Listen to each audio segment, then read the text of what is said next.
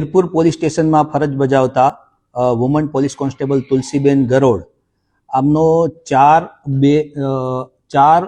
April 2024 એટલે કે ગયા વર્ષે એક રોડ અકસ્માતમાં દેહાંત થયેલું હતું. એટલે પોલીસ ખાતા તરફથી એમને જુદા જુદા હેડમાં અંદાજે 17 લાખ જેટલી સહાય આપવામાં આવી હતી. આ ઉપરાંત એમનું બેંક એકાઉન્ટ એક્સિસ બેંકમાં હતું. એક્સિસ બેંક અને ગુજરાત પોલીસનું જે ટાઈઅપ છે એ અન્વયે કોઈ પણ પોલીસ કર્મચારીનું જો એક્સિડન્ટ ડેથ થાય છે તો એમને વીમા 1 કરોડના વીમા હેઠળ કવર કરવામાં આવે છે. તો આ અંતર્ગત એમના પરિવારજનો આવ્યા હતા. એમને જેમનું નોમિનેશન કરેલું છે એવા એમના બ્રધરને 1 કરોડનો ચેક આજે એક્સિસ બેંકના અધિકારીઓ દ્વારા આજે પોલીસ અધિક્ષકની ઓફિસ મહીસાગર ખાતે એમને આપવામાં આવ્યો છે.